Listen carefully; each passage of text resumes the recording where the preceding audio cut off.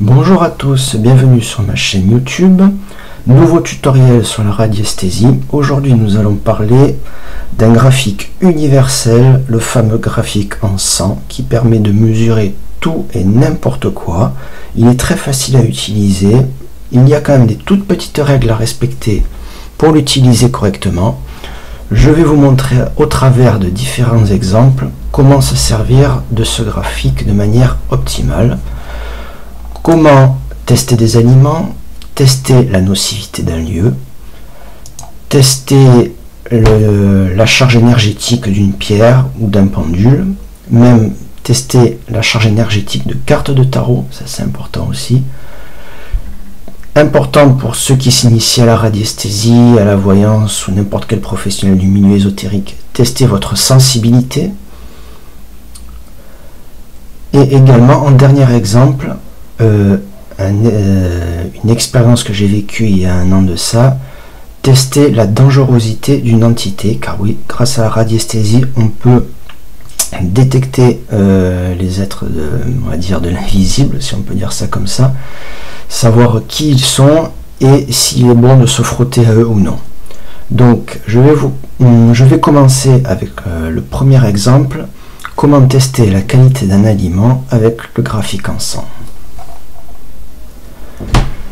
Première chose, étant donné que le graphique en 100 est en soi complètement vierge, c'est-à-dire que 0 et 100, ça ne signifie rien du tout, il faut qu'on le complète mentalement. La question, savoir à quoi correspond le 0, très important, savoir à quoi correspond le 100, très important aussi, et diviser mentalement le graphique. Il s'agit d'un test d'aliments, le plus simple que je vous propose, de 0 à 25, un aliment dangereux pour la santé, de 25 à 50, aliment passé de date, il est plutôt déconseillé de le manger, après c'est à vous de voir, 50 à 75, aliments comestibles, à partir de 75, on passe dans les produits bio. Si vous calez bien ces informations dans votre mental, votre graphique devient exploitable. Faisons un premier test avec cet avocat.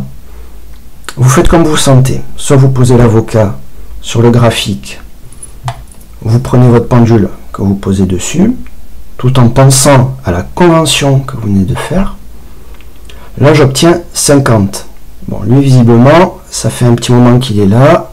Si je ne le mange pas aujourd'hui, demain, je vais pouvoir le jeter. Deuxième possibilité, vous le prenez dans la main. Si vous êtes un peu plus tactile, ça dépend. Vous testez les deux méthodes, vous choisissez celle que vous préférez. Même résultat, je tombe sur 50. Deuxième test, une petite tomate cerise. Celle que je donne à la petite nièce de 2 ans, donc j'ai pas envie qu'elle bouffe n'importe quoi. Donc, je repense à ma convention. Je déplace mon pendule dessus. Alors on ne le voit pas bien, désolé, à cause de la position de la caméra. Le pendule file vers 75. Donc nous sommes à la frontière entre un produit de bonne qualité et un produit bio. Il n'y a pas de souci. Je lui donnerai ça à manger sans problème, j'ai confiance.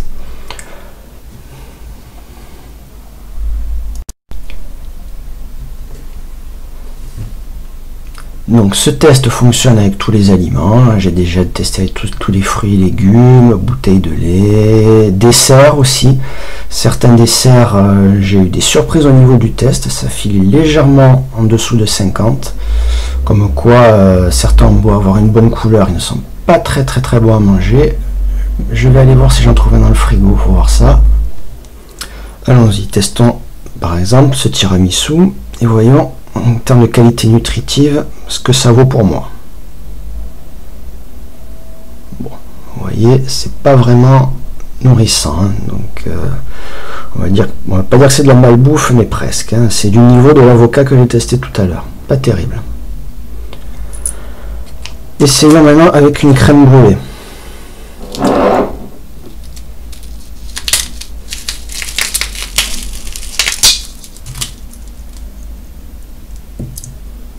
Voyons voir ce que ça vaut.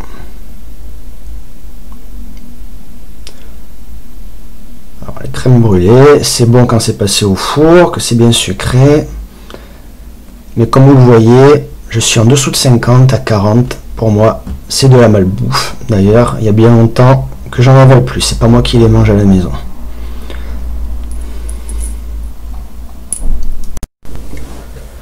Pour conclure sur le test des aliments, si vous êtes radiesthésiste, profitez-en pour tester tous les aliments que vous avez l'habitude de consommer, afin de modifier vos habitudes alimentaires. Peut-être que votre balance vous remerciera. Ça a été le cas de la mienne, j'ai dû gagner 2-3 kilos depuis que j'ai arrêté ces foutus desserts qui ne m'apportaient rien du tout de toute façon. Alors, pour la suite, le test de nocivité d'un lieu. Donc, même chose, je veux tester présentement le taux de nocivité de ma chambre. J'établis ma convention. Donc, de 0 à 25, nocivité légère. Quand même, s'il y avait un problème, recherchez ce qui ne va pas par radiesthésie. De 25 à 50, ça signifie que vous commencez à avoir des maux de tête, vous commencez à vous sentir fatigué, il commence à y avoir impact sur la santé. De 50 à 75, le contact avec la nocivité commence à devenir dangereux, peut avoir un impact sévère sur la santé au bout de quelques semaines ou au bout de quelques mois. Et de 75 à 100, croyez-moi, il vaut mieux partir en courant. Ça, je ne l'ai jamais vu personnellement. Donc, la question, déjà, y a-t-il de la nocivité présentement dans ma chambre? Non. Ok, donc, comme il n'y en a pas, je vais me baser sur un exemple que j'ai vécu l'année dernière chez des amis qui avaient des gros problèmes de sommeil, ils étaient tout le temps malades. Je vais donc changer ma question volontairement pour que cet exemple soit plus risible.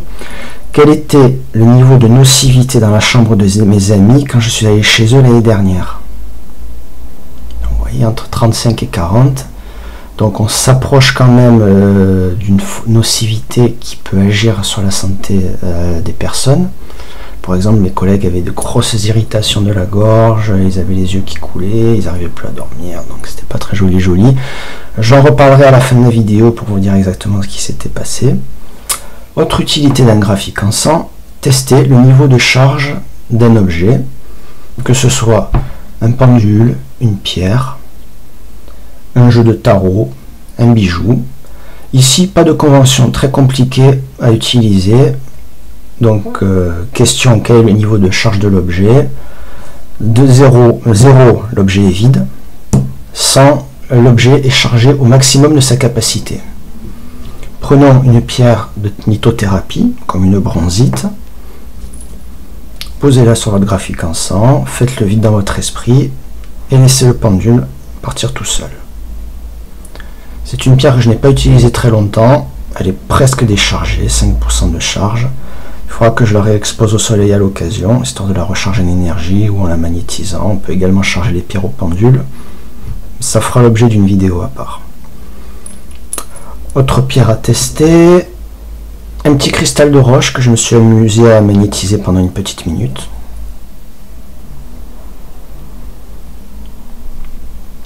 Il est à 20% de sa capacité maximale. La pierre est assez petite. Évidemment, vous l'aurez compris, 100% de la capacité de la pierre ne correspond pas à 100% de la capacité d'une autre pierre, comme celle-ci par exemple, qui sera quand même un peu plus long à charger. Je n'ai pas utilisé cette pierre depuis très longtemps, elle contient encore un tout petit peu d'énergie.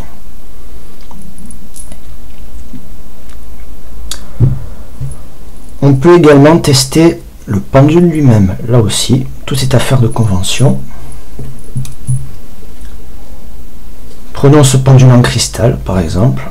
Alors, vous avez le choix. Soit vous le posez ici, à la base du graphique en sang, et vous le testez comme si c'était une pierre, puisqu'à la base c'est une pierre, c'est du cristal de roche. Vous passez un autre pendule dessus, vous vérifiez si votre pendule est chargé ou non d'énergie. À l'heure actuelle, le pendule de cristal de roche est chargé à 15% de sa capacité. Autre possibilité qui est encore plus simple, vous prenez votre pendule et vous demandez tout simplement si celui-ci est actuellement chargé d'énergie ou non. Même résultat, il dit être chargé à 15% de sa capacité.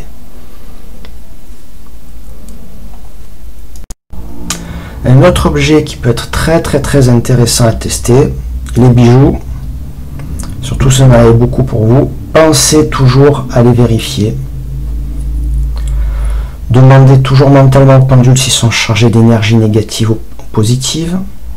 Est-il chargé d'énergie négative? Non. Est-il chargé d'énergie positive? Oui. Quel est l'indice de charge de ma bague? Ah, vous voyez, ça file sur 100%.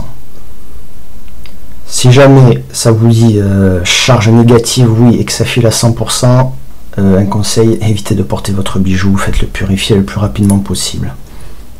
À titre d'exemple, je vous invite également à mesurer les différents objets que vous avez chez vous de type objet ramené de voyage, particulièrement si vous les avez ramenés d'Afrique.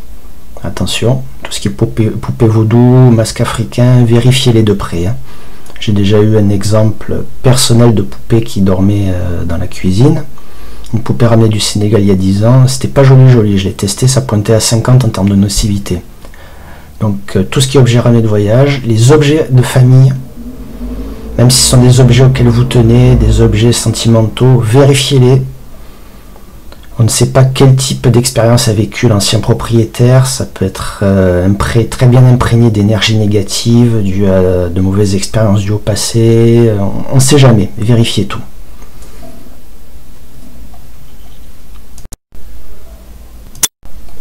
Comme je l'ai dit en début de vidéo, autre objet qu'on peut vérifier au pendule, les cartes de tarot. Bon, alors je dis d'avant, je ne suis pas tarologue, ce n'est pas mon domaine du tout, mais j'aime bien quand même en avoir un sous la main pour m'amuser de temps en temps. Et oui, un tarot peut être imprégné d'énergie. Je pose celui-ci à la base de mon graphique.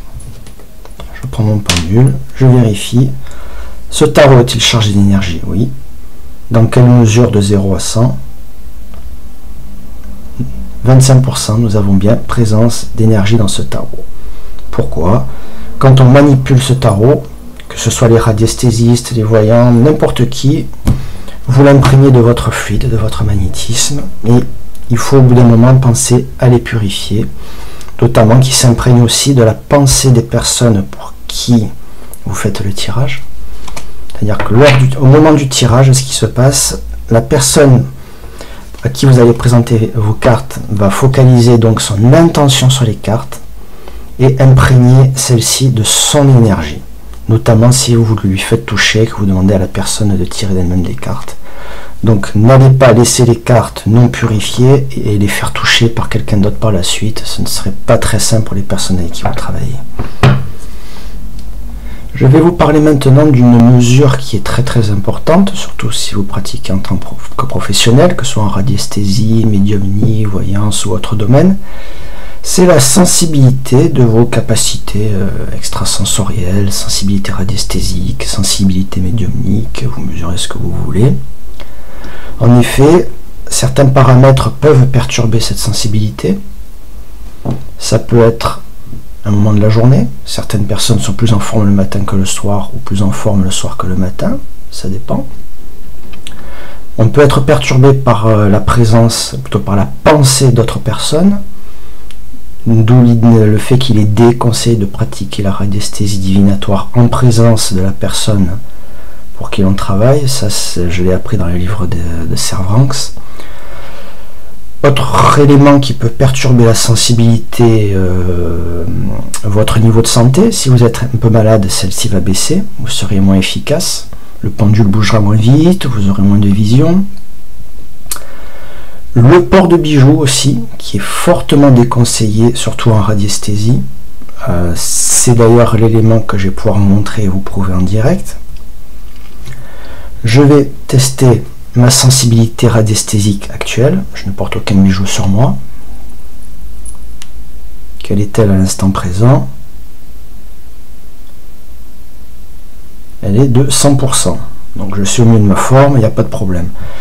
Quand je dis 100%, c'est 100% du maximum dont moi je suis capable. Ça ne veut pas dire que je suis à 100% capable de faire tout ce que font les radiesthésistes. Loin de là, je suis loin d'avoir fini mon apprentissage. Donc, comment perturber cette sensibilité? Je vais faire ce que normalement il ne faut jamais faire et qu'on déconseille de faire, porter un bijou sur soi. Ce que j'ai fait dans une précédente vidéo et que je n'aurais pas dû faire. Bon, tant pis, c'est pas grave. Quel est mon niveau de sensibilité radiesthésique à l'heure actuelle? Vous voyez, ça s'est cassé la gueule de 25%. Ma sensibilité est de 75%. Si je travaille dans ces conditions-là, je risque de faire des erreurs, de ne pas avoir de réponse correcte à mes questions, et ainsi de suite. J'enlève la bague. Je vais également la mettre dans ma poche. Et voyons voir si ça a également un impact sur ma sensibilité.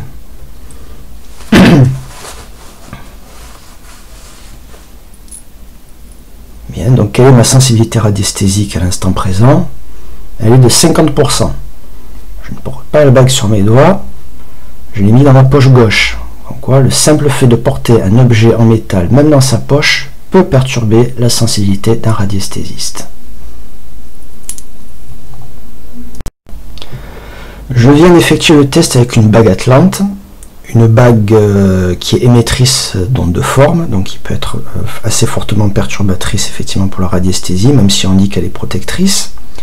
Cela va-t-il faire la même chose avec une bague dite standard, sur laquelle je n'ai effectué aucun rituel, qui ne dégage aucune énergie? Essayons.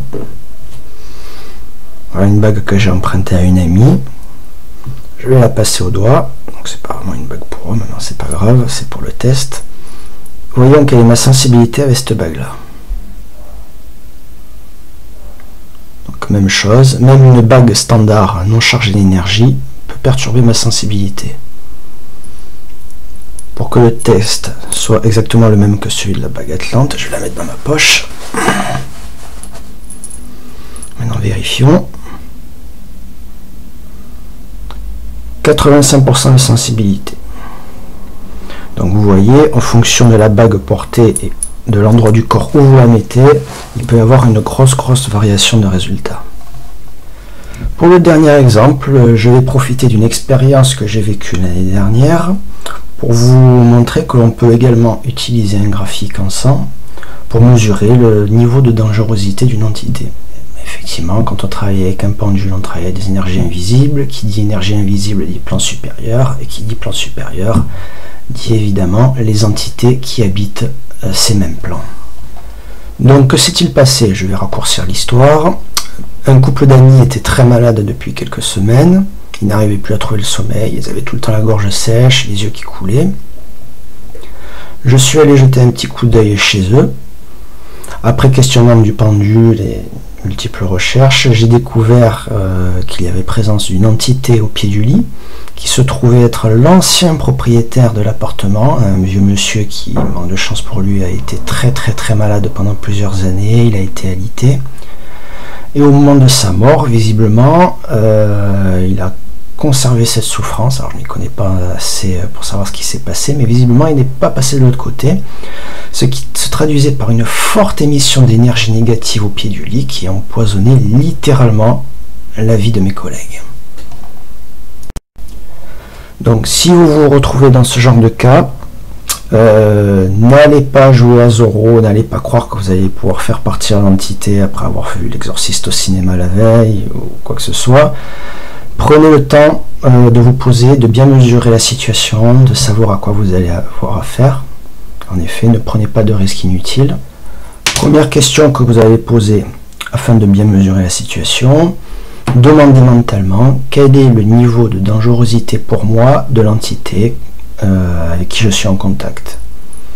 Donc 0, aucune dangerosité, 100, il vaut mieux s'en aller en courant. Au moment où j'étais dans la chambre, le niveau de dangerosité du défunt, donc de ce pauvre monsieur, était de 15.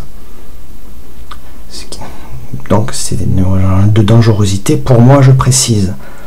Ensuite, vérifiez le niveau de dangerosité de l'entité pour les propriétaires de l'appartement, donc pour les habitants. Ils n'ont pas un niveau spirituel qui peut être l'équivalent du vôtre, ils sont peut-être plus faibles physiquement ou malades ou je ne sais quoi. Donc, quel était le niveau de dangerosité de cette entité pour les propriétaires de la maison? 45. Donc là on est presque dans la moyenne. Il y a donc une nocivité assez élevée qui impacte effectivement la santé des personnes, ce qui était le cas avec irritation de la gorge et yeux qui coulent. Un autre moyen de vérifier quel est le niveau de nocivité ou de dangerosité de l'entité, la question revient au même. Vous pouvez tenter de faire par exemple un comparatif. On reprend comme j'ai dit au début de la vidéo, vous établissez la convention. 0, ça peut correspondre à ce qu'il y a de plus faible, par exemple les larves du bas astral. Et 100, ça peut être carrément un démon assez dangereux pour posséder quelqu'un, un djinn, ce que vous voulez, enfin quelque chose de vraiment pas très sympa. Donc par rapport à tout ça, quel est le niveau de nocivité, de dangerosité ou de puissance de l'entité à laquelle j'avais fait face? Vous voyez, entre 15 et 20, il s'agissait du défunt, enfin, de l'âme défunte, donc d'un vieux monsieur malade, donc il n'y a rien de vraiment, comment dire, de maléfique là-dedans. C'était un monsieur qui avait été très malade et très alité pendant très longtemps. Il a conservé sa souffrance avec lui lors de sa mort et, contre sa volonté, il l'a reprojeté vers les nouveaux propriétaires de l'appartement. Alors il est dommage que j'ai pas eu un peu plus d'expérience à l'époque. J'ai fait la bêtise de ne pas me protéger au moment on va dire, d'apaiser son âme. Si vous pouvez ça comme ça, je vais vous dire comment j'ai fait. Donc j'ai un peu morflé au passage. Bon, rien de méchant, rien de bien grave. La technique que j'ai utilisée, franchement, somme toute assez simple. La technique classique de radiesthésie. J'ai demandé notamment au pendule de m'indiquer quel point je devais viser afin d'arriver à apaiser le monsieur. Le pendule m'a dirigé vers un coin du lit contre le mur, qui correspondait à la position de la tête. Ensuite, celui-ci s'est mis à tourner pendant, on va dire, il a tourné un bon moment, pendant 15-20 minutes. Et au bout d'un moment, il y a eu comme une sensation d'apaisement dans la chambre. L'énergie a complètement disparu. Les jours qui suivent, mes amis ont retrouvé la santé. Je leur ai même chargé un cluster d'améthyste que j'ai posé au pied du lit afin d'aider à purifier la chambre. Alors évidemment, si ça avait été une entité plus puissante ou si celle-ci était mobile, dans le cas présent, le monsieur était alité de son vivant, il est resté sans bouger dans la mort. Ça aurait pu me compliquer la tâche. Je ne suis pas un professionnel chasseur de fantômes, mais dans ce cas-là, je voulais à tout prix aider mes amis. J'ai accidentellement récupéré un petit peu de cette énergie négative. Je m'en suis imprégné malheureusement, je ne me suis pas bien protégé. Par chance, grâce à la radiesthésie, j'ai pu me purifier très facilement. Ça a pris quelques jours. Mais bon, depuis, il est resté quand même quelques petits effets secondaires. Enfin, rien de méchant. Voilà, donc... Je ferai probablement une deuxième partie sur le graphique en sang, car on peut faire encore beaucoup de choses avec. Je ne vous ai exposé qu'un petit échantillon qui, je l'espère, vous donnera des idées pour avancer dans la pratique de la radiesthésie. Voilà, je vous dis à bientôt et à ma prochaine vidéo que je devrais poster d'ici peu, peut-être aujourd'hui ou demain. Merci d'avoir suivi ma vidéo. Au revoir et à la prochaine.